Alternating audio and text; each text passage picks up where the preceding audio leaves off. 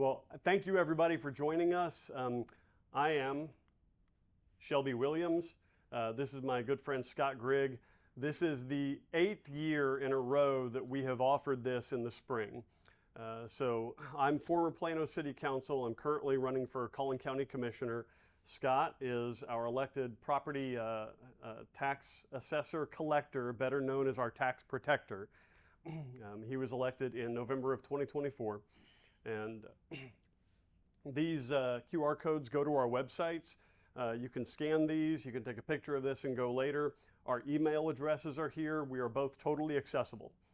And you can, we'll stick around after the presentation. You can ask us questions. You can get in touch with us afterward. Anything to add, Scott? No, I just welcomed everybody. I thank you for coming, especially considering the Stars kick off in 20 minutes.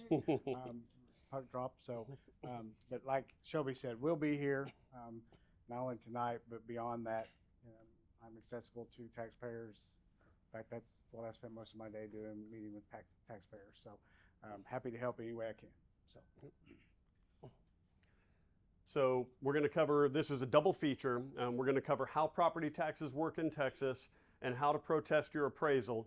We're going to have a little segue between the two segments with my friend Rick Cromack back here, who's, after we explain how property taxes work, he's going to give an overview of the governor's property tax plan, so that should make a little more sense. So, setting little expectations up front. We offer this as a free public service. We have zero commercial interest in this. We are not going to try to sell you anything. We're not even going to invite you to tour a timeshare.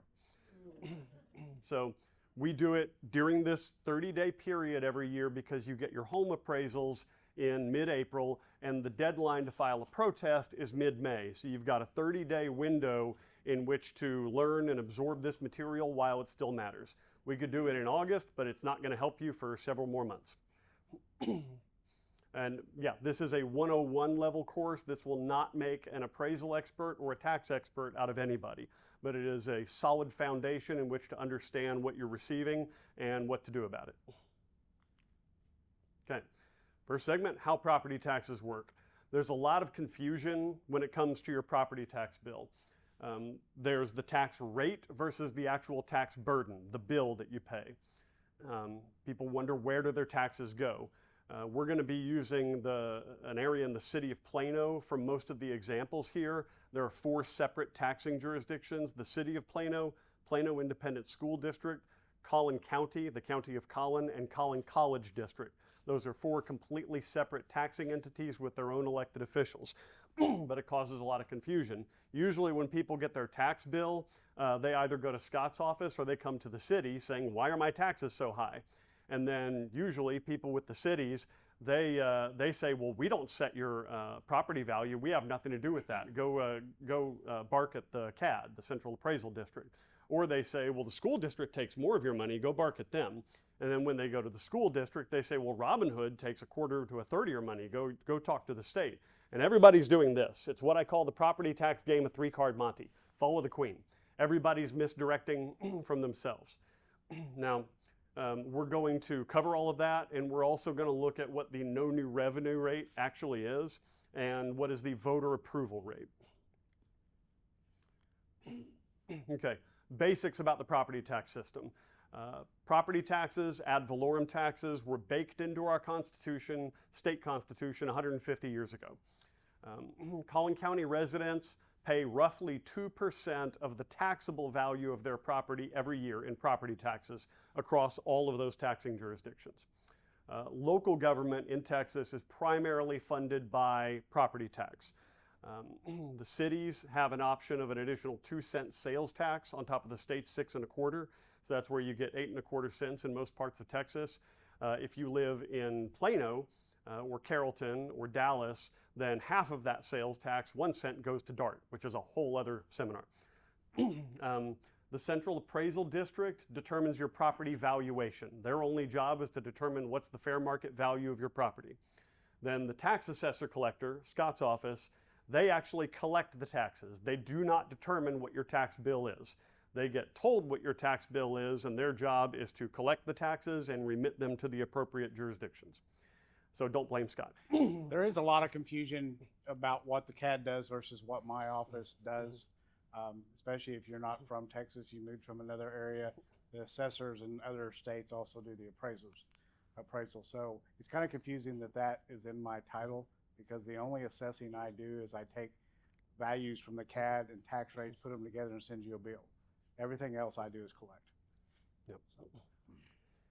The local taxing authorities, ISDs, counties, cities, college, MUD, SUDs, et cetera, they set the rate at which you're taxed against the property values, which are determined by the Central Appraisal District. As we will see, the property value in aggregate is largely irrelevant to determining what your tax bill will be. Okay, so here's the whole process. It kicks off January 1st. That's when the appraisal process begins. Skip ahead to April 15th, recently, when you got your appraisals in the mail and your jaws dropped and you said, what the heck is going on? And then the protest deadline is in a couple of weeks, May 15th. And then in June, July, most school districts set their tax rate. And then in September, most cities and counties set their tax rate ahead of an October 1st fiscal year. They set these tax rates, we'll delve into this more, they set these tax rates after they know the property values. So your final tax bill is finally determined entirely by the ISDs, the city, the county, and the College Board. ISDs have a little asterisk here for Robin Hood. We'll go into that and explain it. So this is an example appraisal like you just got. This shows the property values and the apportionment amongst the different taxing units. I know it's a bit of an eye chart, but that's the city of Saxe, the county of Collin, Collin College District, and Wiley ISD. While we have this up, just so you know, if you go online and you look at your CAD, the value on the CAD, it's kind of confusing in the fact that the terms you see on this form are not going to match what you see online. Where it says market value online, that is under the heading of appraised value, and where you see appraised, it's under the heading of assessed value. So if you're trying to make the two of them match, they use two different terms based on this or what's online. And the other thing is these exemptions amount, if you have a cap loss, which means they've raised your value more than they can tax you for, that cap loss will not be part of this number, but you can see that on the CAD website on how much that is. Okay, so this is a breakdown of where your taxes actually go. This is based on the average Plano home value of just under $600,000. Ouch. So just over $10,000 is the property tax bill for the average Plano homesteaded home. The biggest chunk of that obviously goes to the school district, Plano ISD. The next biggest part to the city of Plano, the next to Collin County, and then the last to Collin College District. The red portion of each bar is the maintenance and operations portion of the tax rate. It's pretty intuitively named. It's the ongoing operations of that entity, the city, the county, whatever. The blue portion is INS. It stands for interest and sinking. That is not intuitively named. That means the debt. So when you approve bonds for new roads, the new police station we're going to get in Plano, that goes into the blue portion of the tax rate. Since voters get a separate say by voting on those bonds, that portion, that blue portion, is calculated separately for purposes of the no new revenue rate, which we'll get to, and the voter approval rate, since you already had a say in those bonds. As an aside, I will say you'll sometimes hear this bond won't affect your taxes. Nonsense. Taxpayers are on the hook for every single penny of every single bond. When they say this won't affect your taxes, what they mean is that we're retiring debt. We'll finally have paid these bonds off this year, so we're going to replace it with new bonds. And the amount we're taxing you, if you approve this bond, will not change from last year to next year. If you did not approve the bond, your taxes would go down because you'll have paid off that old bond. Now, bonds have a legitimate purpose to capitalize long-lived assets, but you got to be careful what you're voting for and never let anybody tell you that this won't affect your taxes. Don't believe that you don't have to pay for it. That black part up there, that is Robin Hood. So that's the chunk that the state takes from a property-rich school district like Plano ISD or Frisco ISD to redistribute throughout the state. So out of your total tax bill, that's the portion that is going right out of where you live and going somewhere else, like La Jolla ISD, which we will show you. Okay, so a little bit about the voter approval rate and the no new revenue rate. These terms were changed in the 2019 legislative session. The voter approval rate simply means the limit to which a taxing entity, like a city, county, and ISD, can raise your taxes without letting you vote on it. So they changed that in 2019 in Senate Bill 2, House Bill 3 to 3.5% for cities and counties and 2.5% for school districts. So the actual tax increase, the amount that your tax bill goes up, never mind the rate, the tax bill goes up in aggregate across the whole jurisdiction can only go up by 3.5% in a given year, else you get a vote on it. And that is an automatic vote in the November election. That was changed from the previous levels, and also the no new revenue rate, as the name suggests, means we're not going to raise any more money this year than we raised last year in taxes on properties that existed and were taxed in both years, not counting new developments that came online. Now these changed from what was set back in 1981. These were called what is called the no new revenue rate was called the effective tax rate, unintuitive, and that just, no new taxes this year. And the what is now called the voter approval rate was changed from what was called the rollback rate, also unintuitive. Well, that rollback rate wasn't 3.5%. It was set at 8% back in 1981. So 8% may or may not sound like a lot, but that was the extent to which a city, county, ISD could raise your property taxes in a given year, any single year, without you having a vote on it. Now, over time, 5 years of 8% tax increases, that adds up to 40% precisely. And 1981 inflation was like 12, so. Give the man a prize. That was the idea. They did not index it to inflation. Back in 1981, the state legislature's rationale was, all right, cities, counties, school boards, you can keep pace with inflation. That's cool.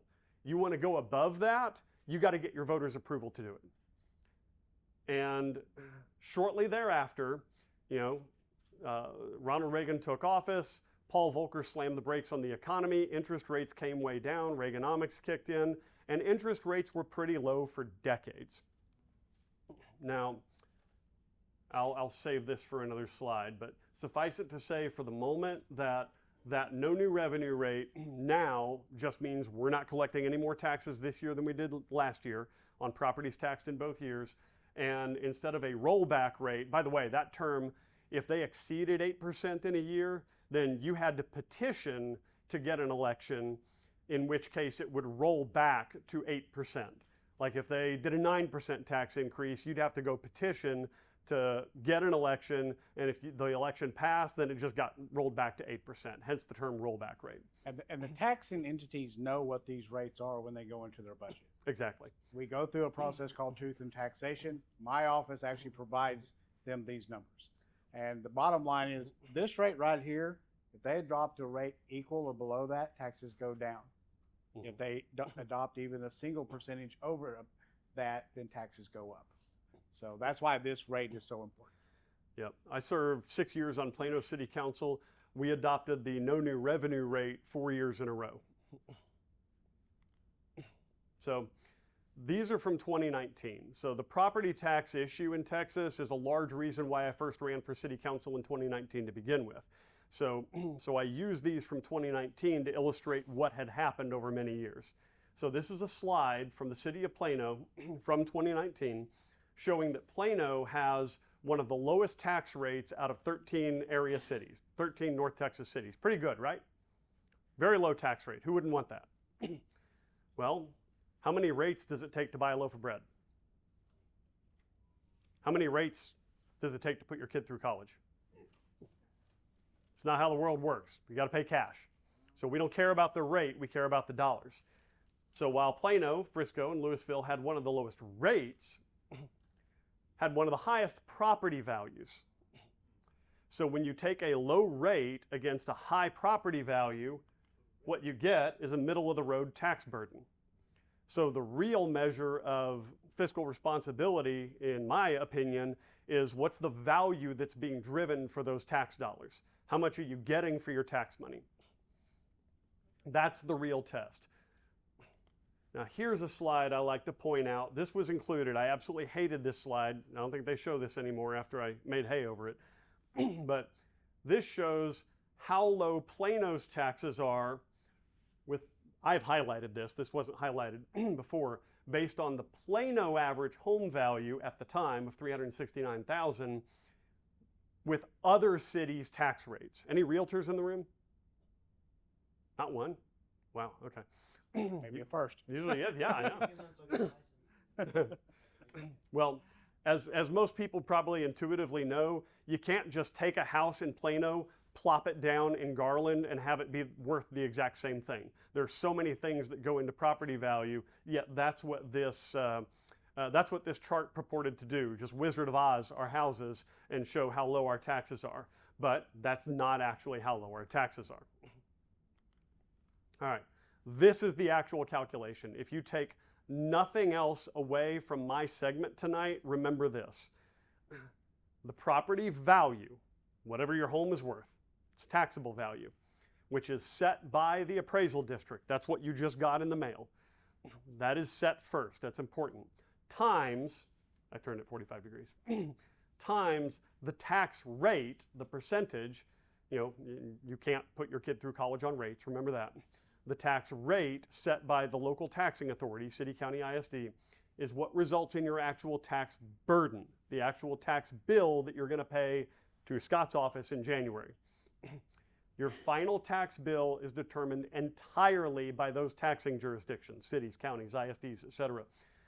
They know what the property values are when they set the rate. The way it works, the way we go through our budgeting process every year, the way I did it for 6 years on Plano City Council, the way I'm looking to do on the County Commissioner's Court, is to understand our total property values across the area and then figure out how much money we need to raise in order to run the city, run the county, run the school district, and then we set our rate accordingly against that aggregate property value.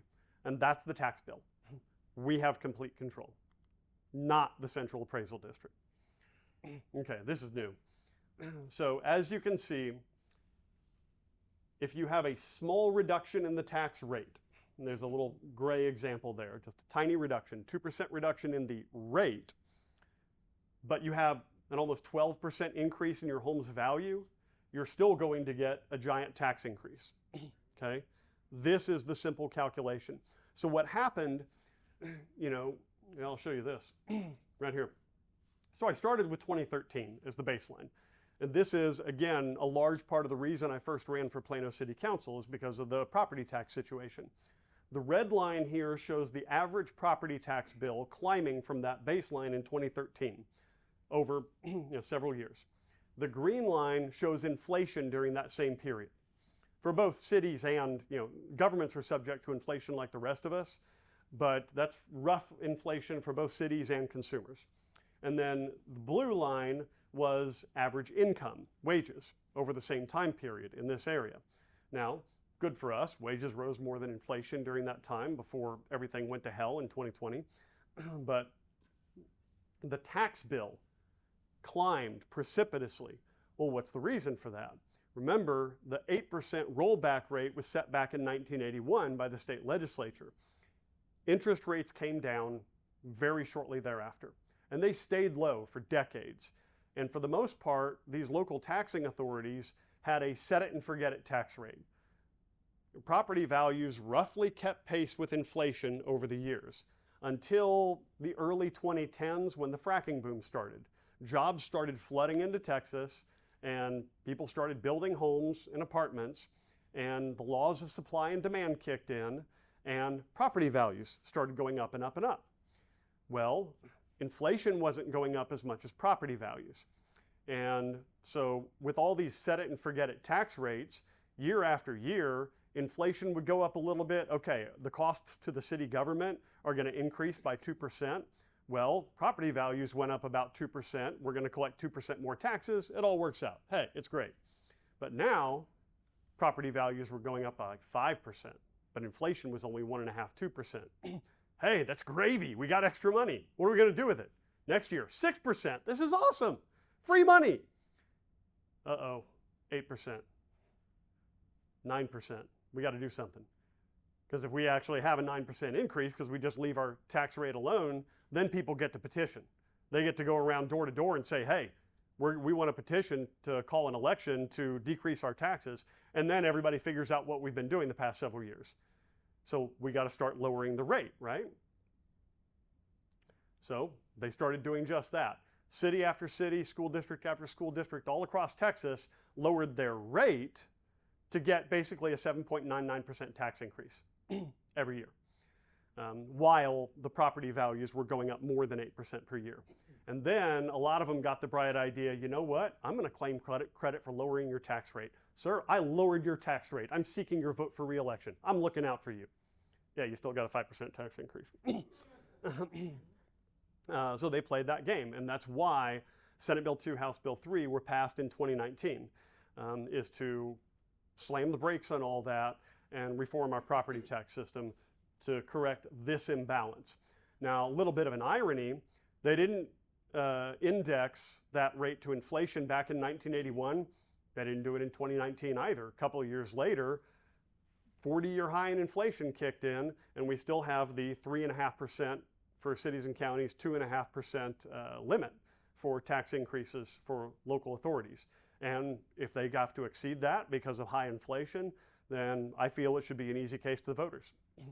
And you still get a vote on it. Okay, these are some of the tax relief options for homeowners. This all depends on where you live. Not every taxing entity offers every deduction or exemption, so you have to find out what applies to you, and Scott's going to talk about that a little bit more. But as an example, there's a disabled and an over 65 ceiling. That just means if those apply to you, your tax burden cannot go any higher than it is right now at that point in time into the future. There's a disabled deduction from your taxable value of $40,000, an over 65 deduction, a homestead exemption. Now that's 20% in Plano, but it can be up to, I think it's 140,000 based on the latest legislative session, maybe 120. The schools are 140, and that was set by the constitutional amendment that we all voted on last November. Right. For those that are over 65, they get an extra 60,000, which is 200, so we get to 200,000. To touch on the ceiling just briefly, the little formula you saw where it was value times rate equals burden. Keep in mind, those other two things will continue to be adjusted and go up or down according to what the market is, but your burden will stay the same. And when we say it's a ceiling, that is the max that you will have to pay. Now, if they change legislation or property values go down, real low, then there is a possibility that your ceiling could drop as well, because we recalculate those every year. As far as applying for these exemptions, that is another function that the CAD does that my office does not. When the CAD does it, they take the applications, they process it, they then send the information to my office. We update our records to ensure that your tax liability is correct. Now I do want to skip back real quick here. I want to illustrate something. Actually, let me go to this one after all. Something happened in Plano a couple of years ago. Property values had been climbing around 10% a year for many years. And then the market slowed down. Property values, the average home value in Plano actually dropped a little bit a couple of years ago. And it's dropped this year in a couple of places. The market's cooled. But when people got their tax bill, they looked at that increase or their decrease in market value, but they still got a 10% increase in their tax bill. Their taxable value still went up by 10%. And that caused a lot of, that's right, that caused a lot of consternation. Under state law, the place you live, your homesteaded property, cannot increase in taxable value more than 10% in a given year. So your property value could double. Like you bought your house for $500,000 last year, and this year it's worth $1 million. Congratulations. I advise you sell it. Capitalize on that pretty quick. But unfortunately, there are no realtors in the room, so sorry. But that taxable value did not go up to $1 million in 1 year. It went up to $550,000. It was limited to a 10% increase by state law. The next year, let's say it's just still worth $1 million. Market value didn't change. It went up another, limited to another 10%. It's going to play catch up to the tune of 10% every year until it reaches the actual market value. So even if your market value is now up here because of increasing value year after year, and your taxable value is doing this, and then you get a property value drop this year, you're still going to keep ratcheting up 10% a year until you achieve parity. That caused a lot of confusion and consternation. So some of you probably got a tax bill this year where your market value is a little less than last year, and you still got a big taxable value increase for that reason. Okay, we're going to talk about school districts and Robinhood real quick. So based on that average home value of just under $600,000 in Plano currently, that's 11.2% of your entire tax bill. So 11% of it goes straight out of this area and gets redistributed around the state. So that's about 18.5% of your average Plano ISD tax bill. So in the middle here, we see the effect of Robinhood. It's called Robinhood. It's technically called recapture, but it is literally taking money from property-rich school districts and redistributing it to property-poor school districts, like La Jolla ISD, which is a Robinhood recipient. They built a $20 million water park that operates at a loss. So they wanted to go back and get even more tax money. Now, while they claim that this did not use Robinhood money, money's fungible. So what they saved in school operations and teacher salaries to the tune of $20 million when they built this water park, they just used Robinhood money for the $20 million worth of facilities, teacher salaries, utilities, et cetera. And then they took that other $20 million and built a water park. That now they can't operate profitably, and so they want to come back for more money. From who? Taxpayers, and not just in La Jolla ISD. So 127 million at a snapshot, 1993, $127 million was taken from 34 districts statewide. 2025, fiscal year 25, $3 billion had been taken from 160 plus districts. So the number of Robinhood donors is growing every year. And recipients is shrinking slowly, but there's still not enough will in the state legislature to fix this. We're chipping away at it, but there's not enough will in the legislature for a Robinhood killer bill. So you said there's a lot of districts in the middle then that Yes, that's correct. That's correct. And 1.67, call it 1.7 billion, just from Plano ISD since 1993. That's your money, my money. And I had 3 kids in Plano ISD. One's in college now. And in just the 25-26 fiscal year, $123 million from Plano ISD, just in 1 year in Robinhood, in recapture. Which other school districts in other parts of the state? And you're probably asking, well, why don't they just quit paying it? It's in the law that if they refuse to make that payment, the state will come in and take part of their taxable area and not allow them to collect the taxes on it anymore. So they could take a big commercial area and say, okay, since you didn't pay us, we're taking this, and then they would notify me and say, okay, those taxes you collect for that area, they come to us. So they can't just say we're going to refuse to do it, because they will actually lose taxable property that they can no longer tax on to cover that payment if they just flat out refuse to do it. How long has that been a law? 93. 1993, under Governor Ann Richards. when so when I reviewed the slide earlier that said the local taxing entities have total control over what your tax bill is, I had that asterisk next to school districts for this reason. Like Scott said, they don't have a choice. It is imposed on them by state law. And it's also a different calculation. Like when we set our tax rate on the Plano City Council, or should I be elected in November, what I'll be doing on the County Commissioners Court, we set our tax rates. That goes against whatever the CAD says the aggregate property value is, and Scott collects the taxes and remits it to us, and we operate the city, we operate the county. School districts are different. All of that money that the school board collects, I say, based on the property tax rate they set, it goes to the state for redistribution based on a pretty complex formula. So it's not as simple for school districts as it is for cities, counties, and other districts. Question Yes. about Robin Hood. If the people, the city, protest against Robin Hood, can it be elected to take it off? Not at the city level. That has to be change done it by the state Austin. legislature. It's part of the state legislate laws. So Yep. it has to change in Austin. in You know, Austin? That's right. Yeah. How can, because I mean, Frisco, Plano gets Robin Hood, those cities, how can the people fight to the state of Austin?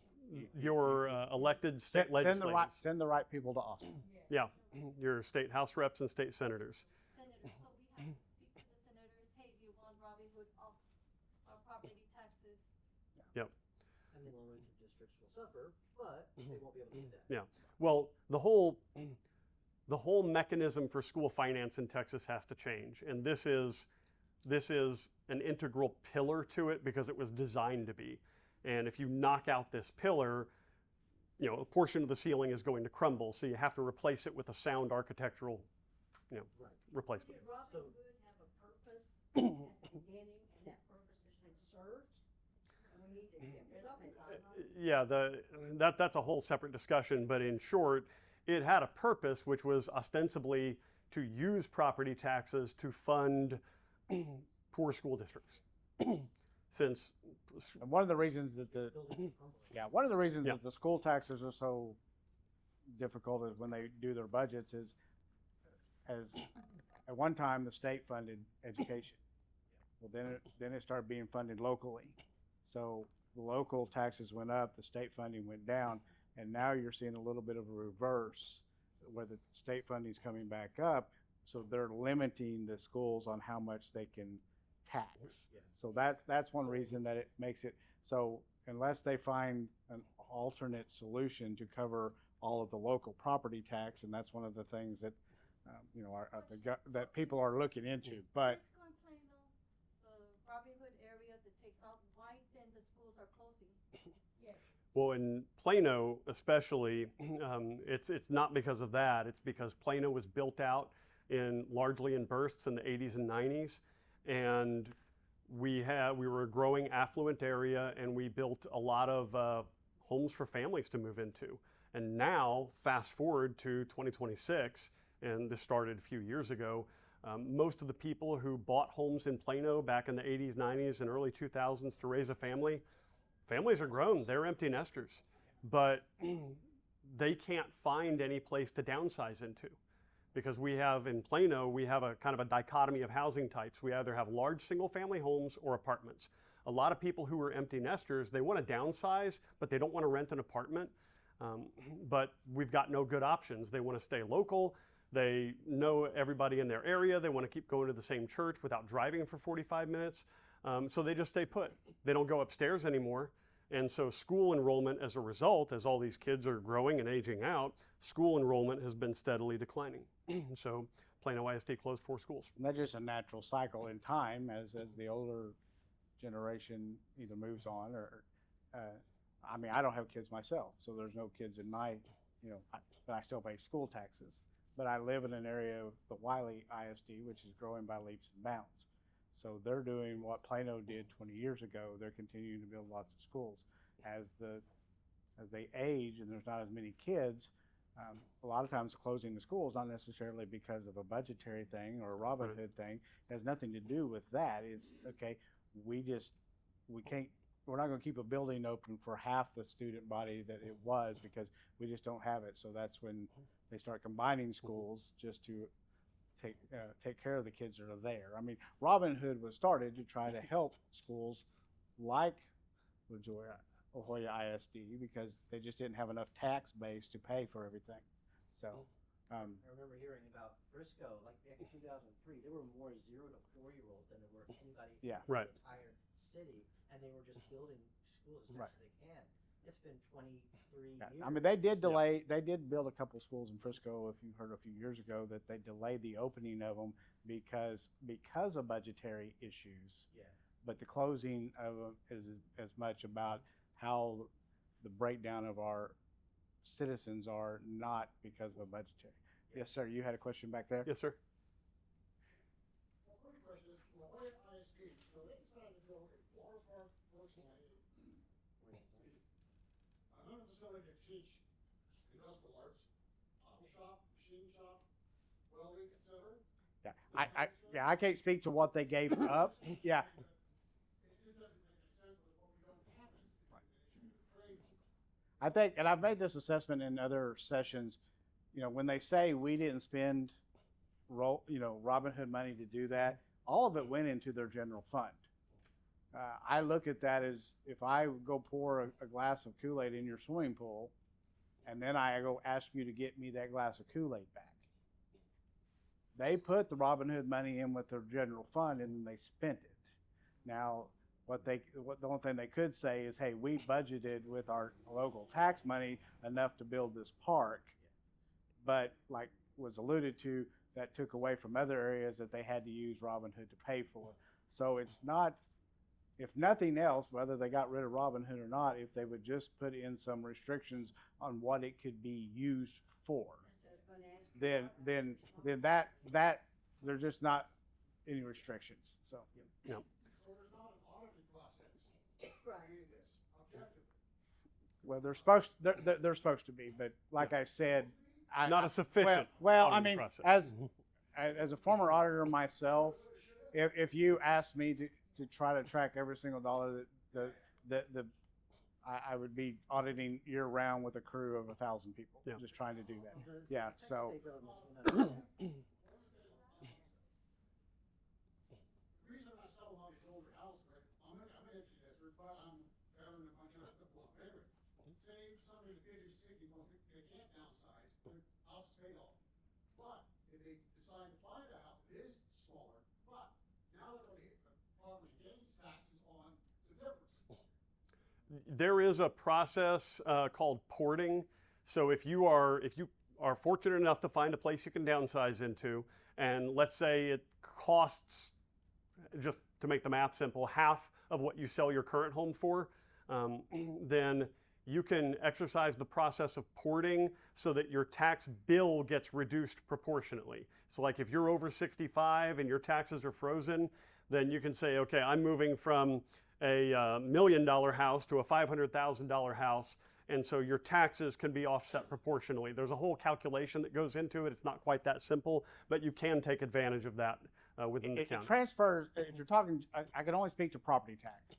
I think you're alluding to maybe income tax or something, but, No. and I, even though someone ran against me saying they took an H&R Block class and that qualified to do my job, I could speak to property tax.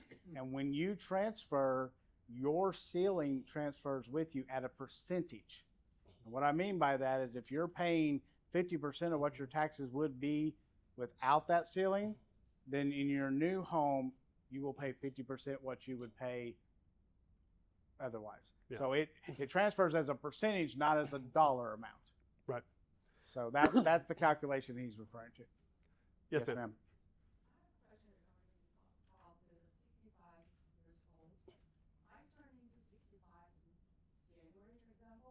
Mhm. By April, I still got the appraised value high, and I filed for 3. Why? Okay, if you filed, I don't know when you filed. Let me repeat the question for the recording. So you turned 65 this January? Yeah. Happy birthday.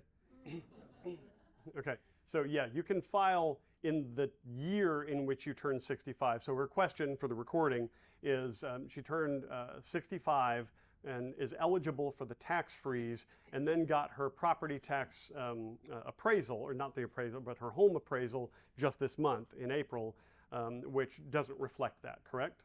Right. Okay. Well, no, it doesn't have to wait till next year. What it just, they haven't processed it. It takes them about 90 days plus to process applications. So they didn't get it processed before they sent out your statement in April. And now, it's if they get it processed and send it over to my office before October, then it will be reflected in your tax bill. If by some chance, say something, they don't get it to me, you can turn 65 on December 31st. And you still qualify for the over 65 exemption in this year. Now, if for some reason they don't get it to my office in time before I send out the bill, and you pay your bill, and then it comes to me, we're going to recalculate your tax liability, and we're going to write a recalculated refund check. And I know we write a lot of those. I have signed 2,000 of those this week alone. Yep.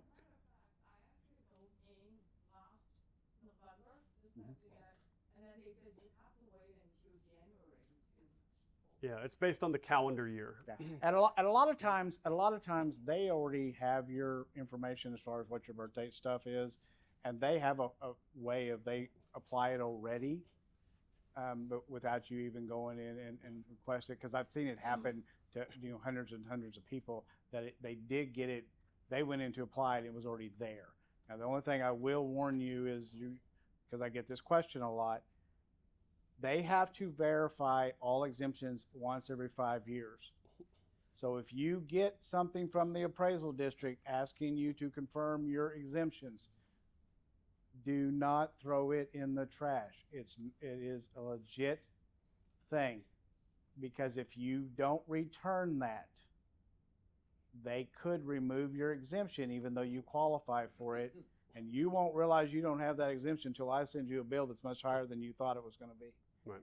Now it can be fixed, it can be added on, but if you get that notice from the CAD saying, please verify this, guys, please verify your exemptions so that you do not risk losing them and get a higher tax bill than you were set to. Huh? Yeah. Good. When you say the word freeze, when I hear the word freeze, that means if I paid $10,000 in taxes last year, I'm expecting to pay $10,000 or less this year, because depending on, For the entities that offer the freeze. Right. Okay, so in Plano, in the city of Plano, Plano offers the freeze. The county offers the freeze. The college offers the freeze, and so does the college. Now, if you live in McKinney, McKinney doesn't offer the freeze. So while your tax liability will freeze for these, the school, it will not freeze for the city of McKinney. So the city of McKinney will continue to go up. When I say freeze, that's so you turn 65 this year. This is the year we set your freeze. So next year when you get a bill, it should be, if you live in Plano and everybody offers a freeze, your bill should be right in there the same amount within, it's a percentage, and so it may be a penny or two off, but it will be the same. It won't go up. But where other cities do not offer the freeze, their city taxes continue to go up. Correct. Now, from the year you are frozen. Whatever So year right you're now, 2026, you turn 65 and 26. This is your freeze year. Yep. So in 27, it should be the same as 26. You're eligible to file it this year, and you still have to file for that, but it will apply. And it's important to understand that what you just got in the mail is not your tax bill. It's just your appraisal. She'll get the additional exemption. That's right. And it, yep. You can apply for every year that you're eligible for it. They normally will go back 2 years, but they, if it's for very long, they won't go too far back. But I issued checks for because someone applied late and they applied at 24 and 25, so I wrote them refund checks for both years. Yep. And Scott will cover this, but check the exemptions that are on it. If you're expecting an exemption that is not reflected there, then you need to make sure that gets corrected before you get your tax bill. Yeah. So it'll be right here. It'll say OV65 on that line. It'll say disabled or disabled veteran. Now your over 65 exemption will not appear online. By law, we are not allowed to put that information out because there was a history of people over 65 being targeted for scams. And the reason they knew they were over 65 is they were looking on the CAD. So having the over 65 notation on it, is that the same thing as a freeze? If they offer the freeze, so in Plano, yes. So am I looking for the over 65 or the word freeze? Over 65. OV 65. You're not going to see the word freeze. Yes, sir. You had a question. So, sorry, I have two. One's super simple, I think the other one probably is too. When you have your home in a trust, the trustees that are part of that, it's their age. So like, my wife and I, our house was in the trust. We're the only trustees. If they determine that you qualify it as the trustees, then yes. We're But, related. right, but if you've got a bunch of other people, then it depends on. It's just. It depends because every once in a while I'll see what they call a divided interest account, Yeah. where one owner applies or not a married couple. Say a common is a parent and a daughter or son.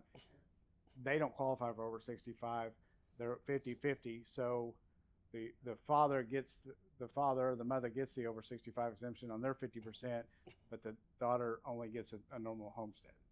And so if one of us turns 65 in this year, Right. and the other one turns 65 next year, But you'll have to apply that. You'll have to provide that information to the CAD. They will review they will review the trust and determine on whether you qualify for that or not, based on the way the trust is set up. But I don't get it. I try not to answer detailed questions on that because I don't process the applications. I just make sure that your bill's right based on what they approve. Yep. and sorry, the second question is, if your taxable values are no different than what you think your appraised value of your home should be, even if the appraisal district was higher. So if the appraisal district says your house is worth $700,000, but the taxable value of your home is only $650, and you do your analysis and you come back and say, well, I can maybe get it down to $655, down from $700 to $655. Doesn't really matter then, right? Because you're still going to pay. You would have to get your market value below your taxable value to save yourself any money. But In a given do year. keep in mind where you start every year, the lower that number is, the better off you are in Next year. value. So reducing it from 700 to 660 is still valuable because next year they'll start at 669. So Right. Exactly. And we'll cover that in the next section. The last, go ahead, real quick. You don't, once you apply and say you're 65, you have to, at some point, reinstate that, right? It's not forever. You have to re-verify it. Yep. That's what I was talking about, the 5-year everything. You don't have to go back and reapply. Now, if you lose it because you didn't respond to that, then yes, they're going to make you reapply. Yep. So So it's just a process. Yes, ma'am?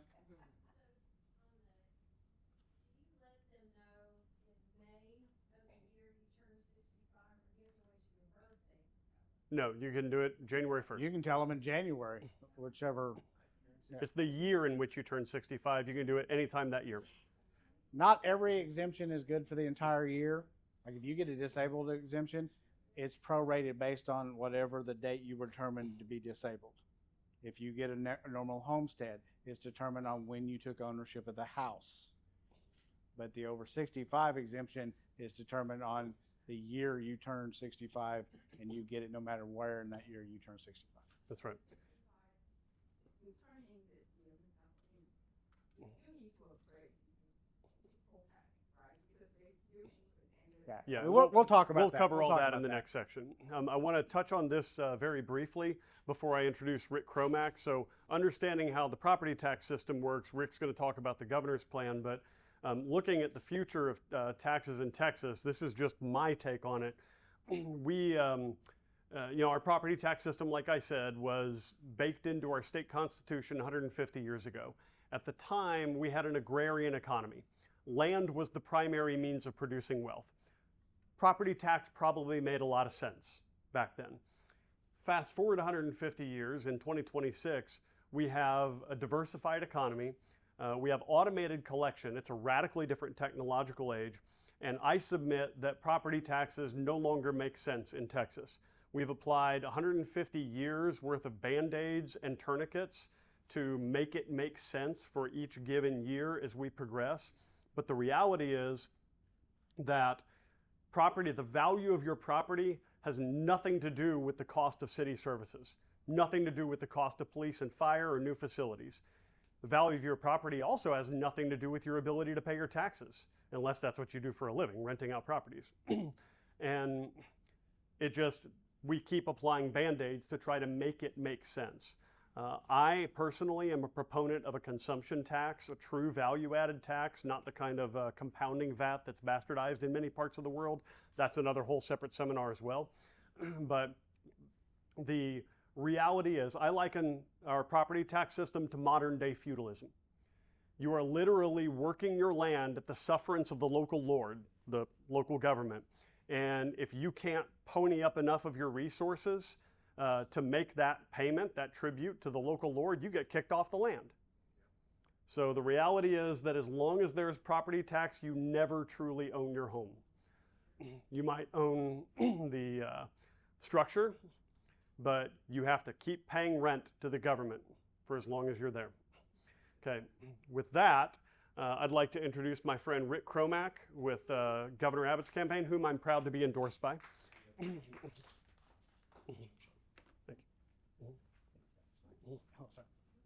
Well, at the risk of sounding like Norm from Cheers, evening everybody. Everybody came through the storms well, and that your property and your family were safe. By the way, to the veteran in the back of the room, thank you very much for your service. This is not explicitly a political event. Don't worry, I know everybody's tired of elections. But your property taxes, your local governance, their fiscal responsibility, and your wallet are on the ballot this year. And so I read greetings from Governor Abbott, and I've shared just a very, very quick 40,000-foot overview of his 5-point plan to reform and rein in the madness that is property taxes, as Shelby is so gay. Oh, I'm sorry. You want to start from the beginning? Hey, everybody. No. All right. So first of all, the governor has a 5-point plan to reform property taxes. Item number 1, to encourage fiscal restraint on cities, counties, and other local taxing authorities by capping spending increases, okay, per budget cycle per year to the percentage of that jurisdiction's population growth, or 3.5%. Is this a little better? Or 3.5%, whichever is lower. So if your city only increases the population by 1.2% in a particular year, then this would force local taxing authorities to cap any spending increases at 1.2%. Second, requiring local governments to obtain your voter approval by a supermajority of 2/3 before any property tax increases can take effect, giving you much more control over the fiscal madness that can reign in your cities and counties. Third, make local governments more responsive to voters. If 15% of registered voters in any taxing district sign a petition demanding it, then they can force an election to lower their tax rates. Again, giving you much more control. Fourth, to rein in the runaway appraisal impact on Texas families and businesses by lowering the homestead appraisal cap from 10% to 3%, and by limiting new appraisals to once every 5 years. And finally, to promote a constitutional amendment, working with the state legislature in Austin, to eliminate school property taxes for homeowners. Yes. So that's just a quick 40,000-foot view. I have much more information. Yes, sir? On the supermajority, Yes, sir. is that of the eligible voters or those that actually vote? It's registered voters. Registered voters. Yes, sir. So how do you propose the cities will pay for schools then? Wow. The governor, I believe, is inclined toward resuming, probably on a incremental basis, state funding of schools, of public schools. Yes, ma'am. Is what you're talking about out on his public website now? It absolutely is. That's at gregabbott.com. I also have a lot more detailed literature here. I didn't want to take too much time away from these fine gentlemen in their presentation. I didn't want to hijack it. So there is information at the side table, and you can meet me. I'm the North Texas Field Director for Texas for Greg Abbott. And I hope to meet every one of you. And I want to thank you for coming out tonight, becoming so involved and invested in the process. And I want to give a hand to these gentlemen right here. Scott's our tax protector, and by the way, that's not just the title. He's always out on social media communicating like scams and frauds to the population of Palm County. He does a fantastic job protecting you. And Shelby Williams, who again is going to be on the ballot in November. Thank you very much for your time. Thank you. Thank you, Rick. I just need this. There you go. All right. So, all right. So now we get to the part that once you got that tax bill, you're probably like, okay, now what do I do? So just to kind of get some information up front, prior to 1980, every one of the taxing entities did their own appraisals. So you might get 4 lines on your tax bill with 4 different values. So through the legislation, they created the Central Appraisal District, and they do all the appraisals for everybody in the county. I actually work with 7 different appraisal districts because I collect taxes on properties that go over the county line. A good example is I collect all of the city of Frisco and all the city for Frisco ISD. Not all of that's in Collin County, part of it's in Denton County. But I also deal with Dallas, Hunt, Grayson, Denton. So in Rockwall counties, because Wiley has a little bit of over there that goes into the county of Rockwall. So appraised values are set as of January 1st of each year. Remember that date. The reason why we need to remember that date is when you're protesting your value, you're protesting what it was on January 1st, not what it was on May 1st. Okay? They're appraised at market value, which I've kind of put the definition up here. There's some conflict on whether in the market that Collin County is in, because houses move fairly quickly. A lot of times there's bidding wars. Does that fit the definition of market value per statute? I'll argue to say probably not. Notices go out April 15th. That's why all of you are here. You got those in the mail. You have until the 30th, so you have 15 days from today to get your protest in, or at least your intention to protest. And the CAD cannot increase your taxable value more than 10% if you have a homestead. Question, what if they did prior years? What can you do? I'd have to look at your account, but it's the way that I've never seen one that was the taxable value was more than 10%. The market value, yes, that can go up, that can double, but the appraisable value. But if you think that's happened to you, please, I will research it. Thank you. So I have all the documents and Okay. I have to put the percentage. Okay. One year was, if I'm right, if I'm looking at the right area, was 72, and then the other one, 10, almost 11. okay, Okay. yeah, And I can look at it independent, but And we'll show our contact information at the end again. And I've got some contact stuff over on the table. okay. Should you bother protesting? My general answer is yes, but I will also be upfront and honest with you. I'm a terrible liar. My mother told me that my entire life, yet I still got into politics. That not everybody is going to protest and get your taxes down, but like I said, if you can get your base down for next year, you're better off than you were. For those that have the ceiling that we've already talked about, especially if you froze 6, 7, 8 years ago, you would have to get your market value down to what it was back then for you to save any money. Question, sorry. Even though we protest, it still went up. Why? Because I'm looking through the online and Yeah. also other homes near me. Next door is exactly like my home. The discounts that normally they gave me last 2 years ago, the last year because I protest, they didn't give that to me. I will tell you, when they do your appraisal, they take into no consideration what happened in the past. What if your property value's gone down? How do you approach a protest on that? Do you still feel it's higher than the market? No, I think it's lower than the market. Then yeah, I mean, between me and you, I wouldn't tell them. Yeah. Maybe for you that becomes a no. Yeah. And we are seeing some things this year where property values have gone down, but your taxable value has gone up a little bit because of the cap loss that we talked about earlier. So It now causes a lot of confusion. now that you've gotten your tax statement in hand, we kind of touched base when that was actually my appraisal notice that was up here. I live in the Collin County side of Saxe. Look for things. Look for your homestead exemptions.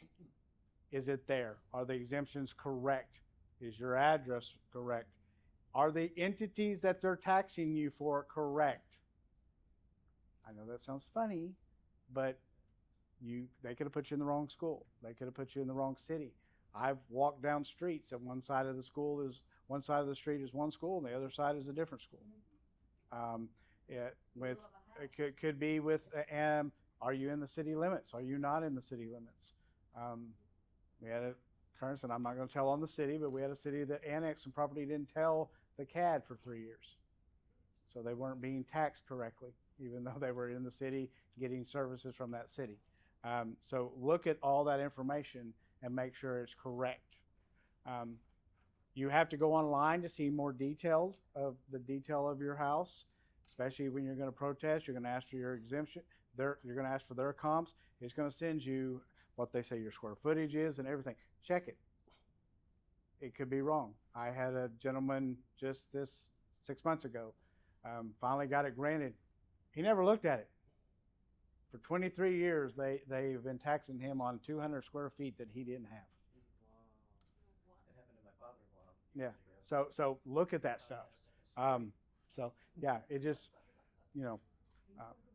and while we're talking about the increase in like square footage and stuff, if you're frozen and you build onto your house, that would be the thing that would make your freeze go up, because the new property has to be the new structure. Yes, ma'am.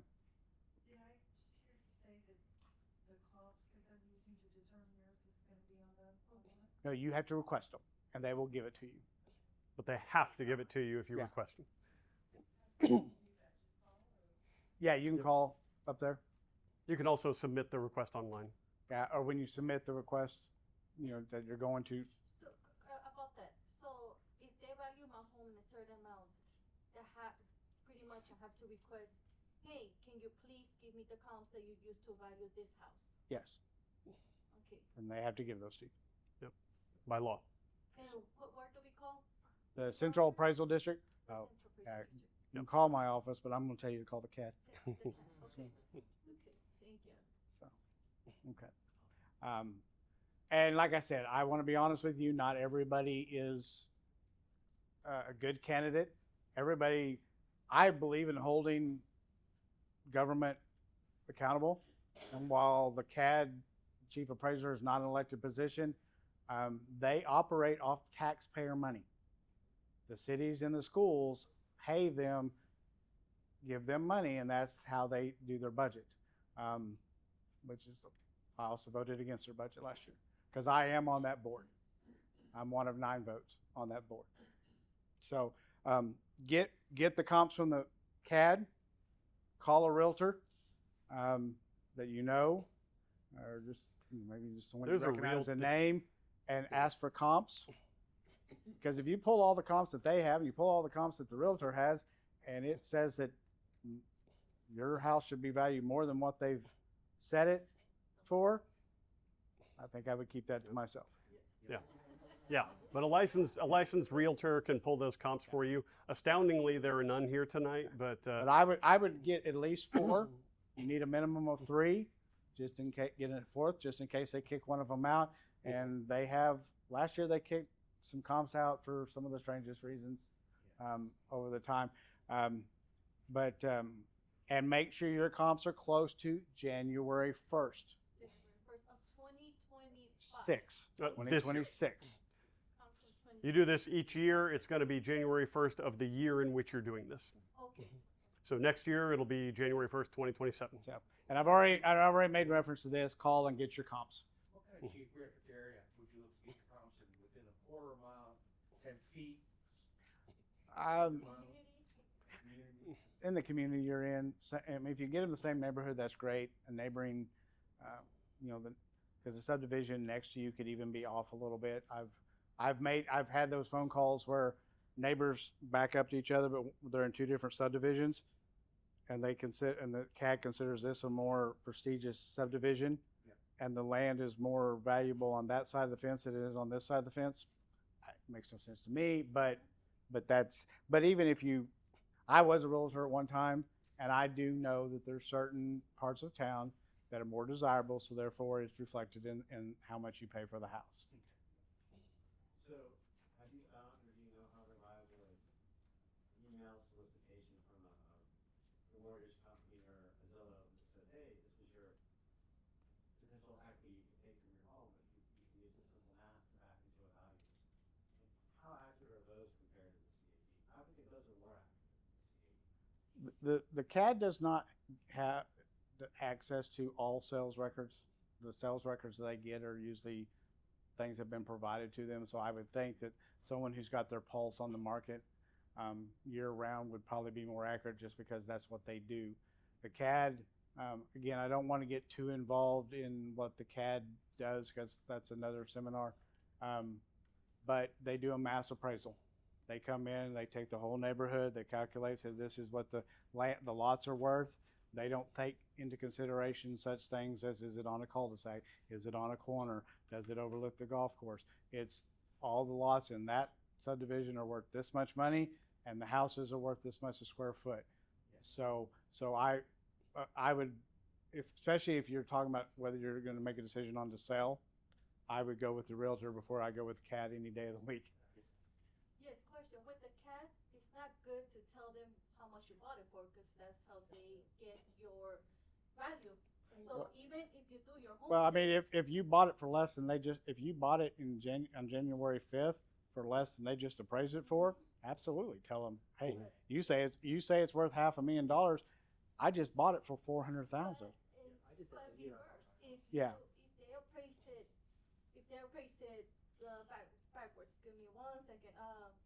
Like you mentioned, that is right, but If they appraised it for $400,000, but you bought it for $500,000, yes, for $4,000 then you buy for $500,000, don't tell them. But if it's reversed, then yes, you want to tell them. In that first year, yes, it's not going to help you in year 2. right.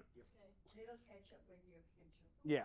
This year, different home builder, for example, Dries Home is more expensive than in our town hall. But my experience is, if you go in to forecast, they don't care. And they give you the count, you pull from Zillow, like this gentleman was saying. Inside is beautiful, and then it's the old mortgage, but your house is not in the same condition, but they don't care. So is that the case all for everybody, or is this? Shouldn't be. I'm not sure who the appraiser you're talking to, but most of them do care. If you've had an appraiser tell you that they don't care about the condition of your house and what it looks like on the inside, I would ask to talk to another appraiser. So, I mean, some of them don't. I agree. Sit back and say, this is it. Yeah. Or they'll say, oh, everyone's like that. Oh, I have all these. Yeah. That's been our experience. Yeah, I hear that, but that's why, and we'll talk about what you can do after you get that attitude from the appraiser. What do you do next, and we'll talk about that. Before you switch, when you say 4 weeks before, 2 weeks after, are we talking about between January and mid-Feb for the comp? Mid-December to mid-January, Oh, prior year? as close as you can get to January Around 1st. January 1st. It doesn't have to be after January 1st. You just need it as close to January 1st as you can. When I went in, this must have been 7 years ago. I actually met with the guy who was in charge of my subdivision. Right.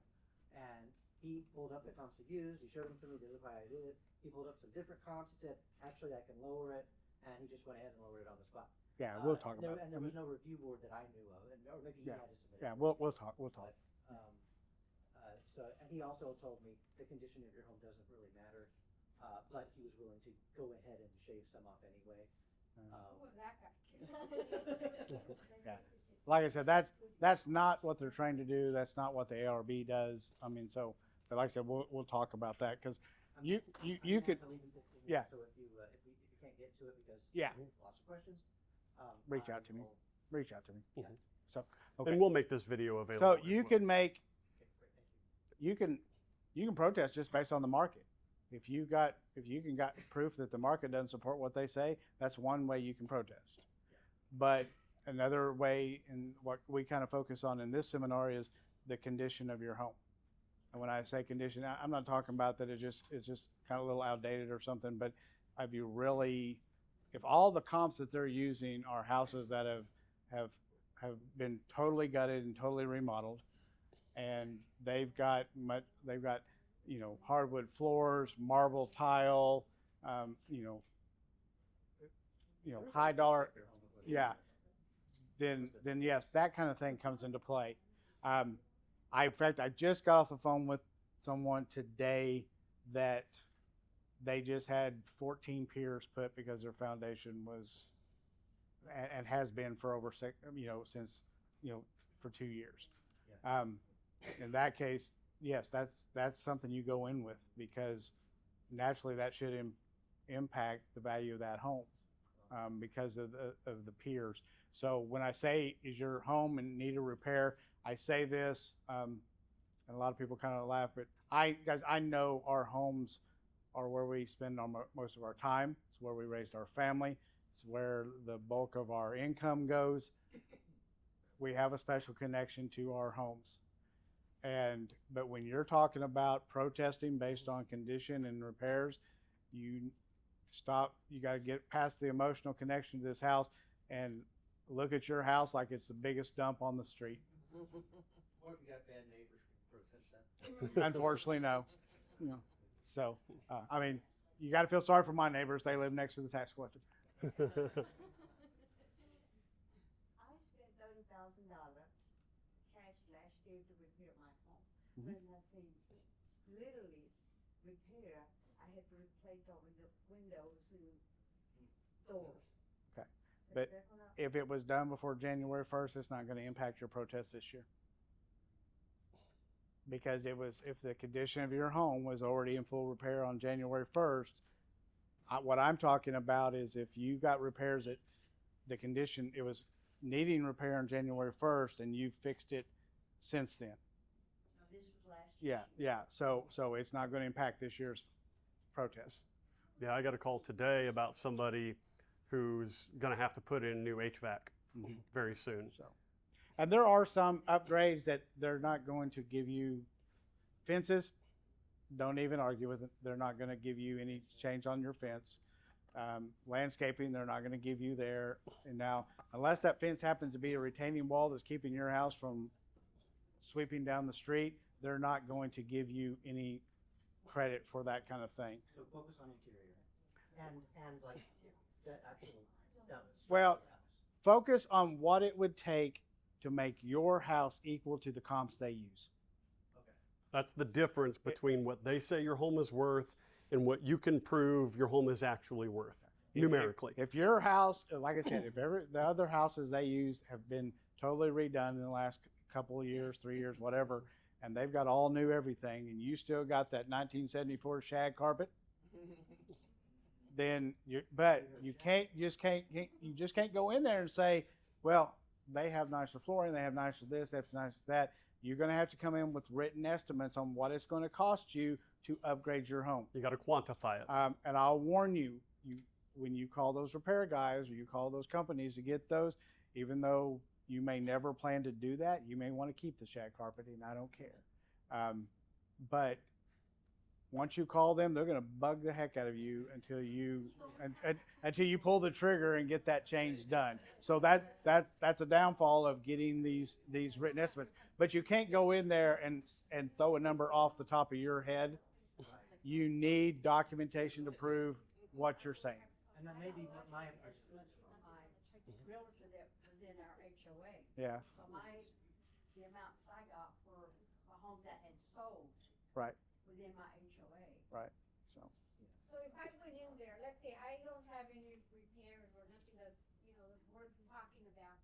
But if I went in there and said, look, I have 4 comps, you're charging me $169 per square foot, you're charging them $158 square foot for the similar home. Is that something legitimate they will look into or just forget? yeah, you're doing it based on market, not on condition. So, yeah, I mean, you can go in there and talk to them. Now, I can't attest on what the appraiser is going to do. Just like I don't understand some of the values that they set to begin with. I know someone owns an 80-year-old mobile home, and they raised the value on that 40%. There's never been a mobile home in the history of mankind that ever appreciated in value. Mobile homes and Yugos are never going up in price. I guarantee it. Huh? Is that the informal process? Well, I'm talking about when they first set the value. And I have seen, now, I have a winner and I have to share this. I had someone actually send me a copy of their notice. They have a place out in Nevada, 3 acres, and they have just some metal buildings that they lease out to people. One of them is being leased out by an auto body, guy doing auto body. Last year, the value was $90,000 on those 2 buildings. Their notice, and I can actually show you a picture of it. He sent me a picture. Their notice came out this year. The value of those 3 buildings, the CAD put it $1,349,000. I'm going to drive back out there because apparently they're covered in gold, and I didn't realize that. The last time I was out there, it was dark. So anyway, but get back to this. Call, get your repairs. Make sure that the damages happen before the first of the year. I kind of do this in joke, but if you have a crazy Christmas party and one of your drunk uncles knocks over all the candles and sets the damn place on fire, and you don't get it fixed before January 1st, there's some repairs that you can keep in mind. So, What if he does it at 12:01 a.m. on New Year's Day? as long as it was there on New Year's Day, you're good. If you show comps that you need repaired like last year, can we still use, sorry, the repairs, repairs. If, like, windows, I showed that I needed new windows, right?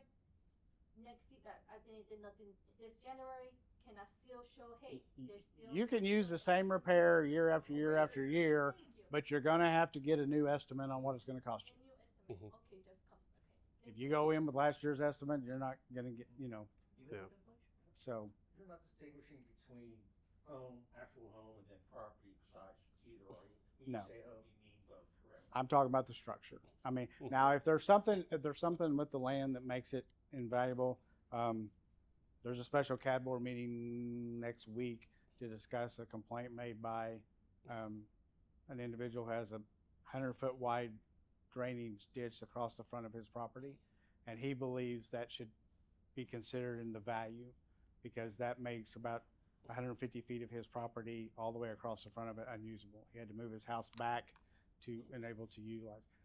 I would agree with him, but like I said, if it's something like that, or I would say so. But in general, the land is what it is. Or if your house happens to be the one from Poltergeist, I'd probably bring that up too. So upgrades that make your house the same as the comps, just kind of keep that in mind. The same thing with repairs. You got to get written estimates, if you want to, because I'll guarantee you it's, and I know this because my wife tells me everybody else has granite countertops and we don't. It's good, but if I was going to protest based on that basis, I would need to go get repairs that my house is not up to the standards that the houses they're comparing me to. Okay. Now that you have all this information, you need to be organized. Guys, don't do like my accounting teacher in college where he handed me an envelope full of fake receipts and dumped it on the table and said, now calculate their income tax. That's the reason why I'm not a CPA, because that tax class was the last time I did anybody else's taxes. So be organized. The other thing, and I'll warn you, I don't really have it up here. Guys, go in there with the right attitude. If you go in there confrontational, they're going to be confrontational right back. You know, they have a job to do, you have a job to do. It is not necessarily easy to appraise 470,000 parcels every year. And right now that's what we do. But the protests show that people disagree. Last year, nearly 29%, over 138,000 people protested their values. Can I tell them something? I went last year. My advice is that you have two options: either do it with one person to decide, or do it with three. My advice: 2 to 3. Yeah. Why? Because out of those 3, they're gonna look at the house and they say, okay, do you guys agree? Yes, no. Okay, I think it's this. Okay, you have 3 people that they look into the. Yeah, and that's what we're talking. You know, that's what we're going into right now. Your first step is an informal with the appraiser, just a one-on-one with the appraiser. If he offers you an amount of money that or him or her, whichever, offer you a value that you're satisfied with, take it and you're done. Now, if they don't, if you've got the appraiser with the attitude that we've heard about, that thinks that they do no wrong and they know everything there is to know about it, then that's not the end of the line for you. You can go in front of the appraisal review board. It's a 3-person panel. They hear your side of it, they hear their side of it, and their job is to make an independent decision on who's right. It may be you, it may be them, they may meet somewhere in the middle, but they will make that determination. The people on the appraisal review board are just like people in this room. The only difference is that they applied to be on the board. They had to go through an interview process. Once they get on the appraisal review board, they have training that is done by the state that they're required to take, and if they don't get that training taken, then they can't hear hearings. I think. One comment on these companies that do the protesting for you. I've never used one. I've got some friends that use a particular one that they love, and they use them every year. That's what they do for a living. I mean, the bulk of the protest, about 60% of the protests last year were done using a company. And if they weren't saving people money, they don't get paid. If they weren't getting paid, they wouldn't keep doing this. That's all I can say. So I don't necessarily promote any. I know I get the Facebook ads just like everybody else does. I get the things in the mail just like everybody else does. The only thing that they do market, and if you go on my social media, you've seen this. They try to make it sound like filing for your exemptions is something very difficult and you need to pay them a set fee to go do that. Guys, this is a free process. It's very easy. You can download the form online. You can go down up to McKinney and you can hand this in. It's free. It's easy. There's no reason to pay somebody money to do that. So that's my only beef with them, is trying to scare people into something like that. So you go before the ARB. This kind of gives you a summary of what I just talked about on the ARB. You know, they're going to go through all of it. The panel's going to make a decision. Now, that doesn't mean you're done. You still have avenues, but your free avenues are done. Because if you want to go to appeal to the state, or if you want to file a lawsuit in the district court to fight them over this, it's going to cost you money.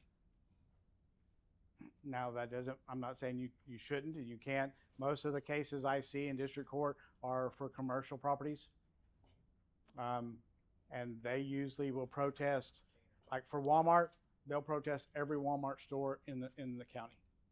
Chick-fil-A will protest every Chick-fil-A in the county, and they will go through that, and it takes a little while, but that's also where, you know, they do change them, and that's where I've seen some $80,000 refund checks come out of that because they lowered the value. They come to a mutual agreement and finally and settle it. So, but like I said, that is the end of your last, your last free exit there. So, so just to kind of to cover it up, get your comps both from the county and your real estate agent. Be informed about your appraisal. Make sure that you need to kind of have an idea when you protest. They're going to ask you, how much do you think it's worth? If they say 500,000, you come in and say, well, I think it's only worth 275. Guys, be reasonable. I know they've been off a little bit. I know on the $90,000 building they're way off, but be reasonable on that. Can you tell me the minutes again that you have to protest? Because they do time you. Can you can you remember if it's 5 or 10 minutes that you have to talk? Like tell them, hey, this is why I believe it was 5, but they just, if you go to the ARB website, they've just published their new rules for this year. Yeah. And bear in mind, there are rules. They have it all lined out. It's in writing. They gave it to me in the last board meeting, but they tried to take a legal page and fit it down to a regular page, and the print was already small, and I did have a magnifying glass, so I don't remember what those. You can upload your document. Yeah. You can. Will they Yeah. look at it beforehand, or does that just They may or may not. I'm not going to say that they do or they don't. I don't know. yeah, and bear in mind that when you submit your protest, you have to have a dollar value in mind. And when you file online, it's got a field you have to fill out that says, what do you think your home is worth? And you have to pick the basis for which you think that, whether it's based on an unfair market value assessment or the appraisal itself of your property. And now we get into the question, and I think it was kind of raised, why can't we protest the schools? Why can't we protest this rollback? Why can't we protest this? Guys, you can. There's a city council meeting every month. There's school board meetings all the time. I told you 138,000 people protested their value last year. That's one side of that equation we showed you. I don't know anybody that protested the tax rate. Last week alone, 37,000 people filed for protest. Just last week. I get those numbers from the CAD. Imagine if even 10% of that from last week, if we had 3,000 people start showing up at school board meetings, city council meetings, commissioners court, protesting and holding them accountable for how they spend our money, Or even voting. they would probably take notice. The next thing is local elections matter. Vote. The voting, we're going through local elections right now. We're electing Election day mayors, is we're Saturday. electing members of our city council, we're electing school boards, and some of us are? there's Depending on your district. 7% of eligible voters are voting. Yeah. In a municipal election, if we That hit much. double digits, it's a good year. Yeah. The highest municipal elections, probably in the last 3 decades, was in 2020 when we moved the local elections to November. Local, But they hold these, and part of it is they like to put bonds in May. Yeah. Because they know the turnout's lower, and you've got 10% of the people out there voting making the decision for the other 90%. Yep. I went and voted last week in early voting myself. If you have not voted, if you know people that haven't voted, Saturday's election day, 7 to 7. Please get out there. I only had 2 things to vote on. And here is this election for bonds. Right. I'm sorry? So the bonds will be on this election, the voting? It depends on where you are. Like in the city of Plano and Plano ISD, there are no elections right now. Right. There is in Frisco and Allen. Well, Wiley has no election because no one ran against the people who were up for election. So, but do vote. If you're not sure who your reps Thank you for are, coming. you can Google who represents you in Texas, and it'll show you that. So, Yep. We've been kind of going through Q&A as we went. If you've got any more questions, happy to answer those. Yes, ma'am. Is there a chance that they could say, you know what, actually it's higher than we thought? Okay, so the highest it could be is what they already said. So, and definitely don't give them any information to try to prove that they're Yeah. higher. So, I think my question is a little bit complicated. My husband filed for 65 plus in 2009. okay. Our gross Okay? Then he moved to another state and removed him from the deed in 2023. So now, and last year and this year, we received, last year, I received bill for school test, almost 1,500. Okay. This is my question, how is calculated in this case when we add it and then remove it?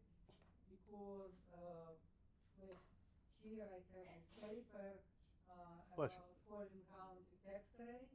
Mhm. And proposed, proposed taxes for school is 0, but adopted taxes like $33. But we got bill for, 1,500. I'd have to look at your account and see what it is, and I'm not sure what. Like right now, if you go on the CAD and look for 2026, it's going to show zeros in the tax rate because the tax rates aren't set yet. Tax rates don't get set until July and August and September. But for 2025. Right, for 25, I'd have to, and as far as you adding your son to your deed, it depends on how it was reported. If you just added it to him, but you didn't show that it was still, everybody considered 100% owners, equal owners. But if it was put in there that you recorded it, he owns 50% and we own 50%, then it's calculated different. It depends on how the deed is set up and how it's reported. Yeah, it was 50-50 while Right. he was on the deed, but after we removed him from the deed, appraisal office told us we need to wait 2 years when it will be combined to 100%. I didn't find any Texas tax law where it's written about that. Well, because you have to wait till, if it wasn't that way in January 1st, It was January 17th. right. Well, and unfortunately, you're going to have to wait till the next January before. That's what they're saying, the 2 years, because we kind of pay in the rears. Because what the tax bill I send you out, even though it's not delinquent until January 27, it's for 2026 taxes. So if you make any change after January 1st, you have to wait till the next billing, the next year. So it's going to be almost 2 years before your tax bill will be due for what you're talking about. And just so you know, tax bills are due the day I put them in the mail. Taxes are due, but they just don't become delinquent until the end of January. I'm in Allen, and I remember it's like when you protest, you check off the box either how are you deriving your protest, like what are you protesting based on what? Market value versus appraised value. How do you know which one's more favorable for you? Yes. Which one can you argue more on? Because I don't understand the difference. Well, market value is what will the market support. So if the comps say that your house is worth less than what they say on the market, your appraised value will get into some of the condition of your house, of The shag carpet. Yeah, does it need upgraded? Does it need So check the all those? appraised value check for me to argue. If that is what you're arguing for on the condition of your house, I would do that. If that's what you're arguing for, if you contact a realtor and you get some comps and it suggests that the market value in your appraisal is too high based on those comps, then you would select market value. If you have that case, and that's the case you want to make. They're not mutually exclusive. If you say the market value's too high and then I've got this shag carpet, linoleum floor, Formica countertops, and here's what it would cost to bring it up to that, then you've got a case on both ways. But the market value case would be based on comps, and the appraised value case would be on the condition of your home. Over 65 exemption. Yes. I'm over 65. My wife's not 65 yet. Mhm. How does that work? I mean, do they take off the full credit? Long as one of you is 65. Okay. So my wife is a little older than I am, so when she gets 65, the house will be qualified. So the first still consider, like on my case, this year is 65, so rate from last year to this year, you still appraise high. You still need to pull that, correct? Well, you want to get yours down as low as possible this year because that's how we're going to set your rate. You're going to set your ceiling based on this year. So the lower you get your taxes this year, the better you are, because it's going to be harder to get them down, moving forward. Next year. Yes, ma'am. It's my understanding that once you go through the informal protest, they may or may not offer you a reduction at that point. And if you choose to pursue a further reduction and go to the formal animal, depending on what they say, if they don't offer as much as the informal protest offer or the informal hearing offered, can you revert to that? So once you pass that first step, you're either locked into.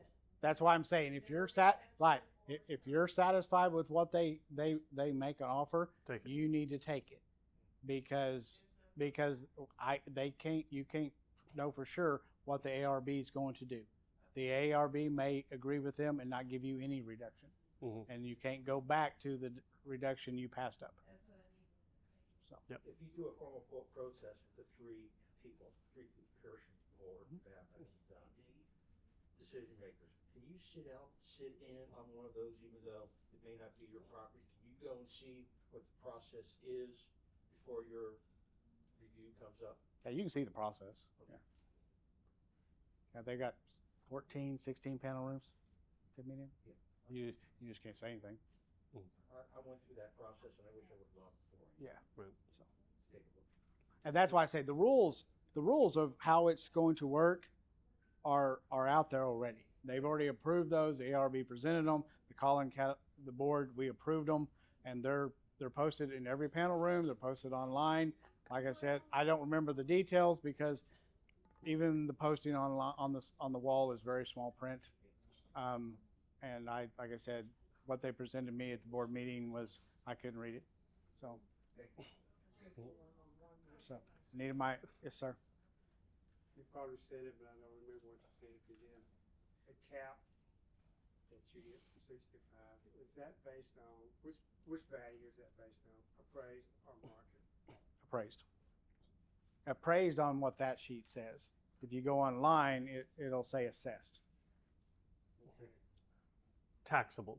Taxable. It's basically the taxable. I really wish they would just put taxable. So the price is the one that is taxable. On that Depends report, on where you're looking. On that report, yes. It's clear as online, mud. it's under the heading of assessed. I bought my house last year. Uh-huh. The appraised value that it was last year to this year is like $90,000, $93,000 higher. Is the cap based on last year, or will I not get a cap of any kind until this year? Well, you'll get a cap, but last year your exemptions would have been prorated. So that first year, they're not bound by the 10%. The first January you own it, they're not bound by the 10% cap. It'll be next year. You can still get some benefits for applying because you can get a prorated exemption on it. Or you can maybe even take advantage of it if the exemption's already on there. Yeah, so you got, yeah, but this is be the year that they'll set it, the basis on your 10%. Because this is the first year you've owned it on January 1st. Okay? Yeah. And we've got the room for 15 more Yeah. minutes. We'll be around. Any other questions? Yes, sir. When you get your comp, it says, and it does the sales roll. Right. It says it makes adjustments for different things from your the comparables to your home, pool, three-car garage. How do you have any idea what adjustment we're putting in for some of those differences? From the CAD? I mean, the ones that you got or the ones the CAD used? Well, I already got my comps, and Okay. I know some of the houses have, like I said, they're bigger lots, they're a pool, I don't have a pool, different deltas like that. How do I know? Do you mean the comps that the county used? Okay. Now, the comps the county used will show you how much they value each thing that they put in there. No, it doesn't. Huh? No, it doesn't. It shows you the comp house, the address, and the For the CAD? The ones the CAD gave you or the ones the realtor gave you? ones that can. And they've changed the format on that.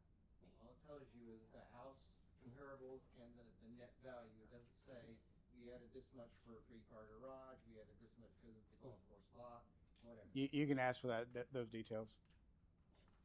You can ask those details. They have it. So. Yeah, they had to derive And that. it used to be that was automatic with what they gave you. I haven't seen the last one, so. All right. Is there a Oh, difference I'm sorry. in your central business district versus residential? On your residential property, Yeah. the value, I mean, they do take into consideration the area as far as what they consider their market value. Yeah. But I mean, commercial property is not restricted to the 10%. I mean, they did do a cap, but that's being sunsetted at the end of the year, so it's not impacting anybody after this. And as an Still be valued at residential rate, in central business district. If it's a residential property, even though it's in the commercial district, but if that particular property is zoned residential, then it will be valued as. Yeah, now they may increase the value because they consider it worth more money because it's surrounded by commercial, and they think the market will support it. But ultimately, what they set your value is what they think the market will support. right, the name of the district.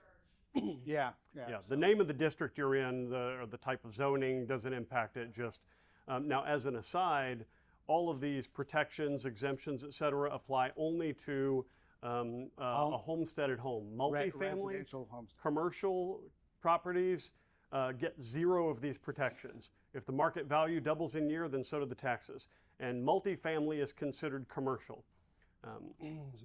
They can't apply for a homestead exemption even if that's where they live, obviously.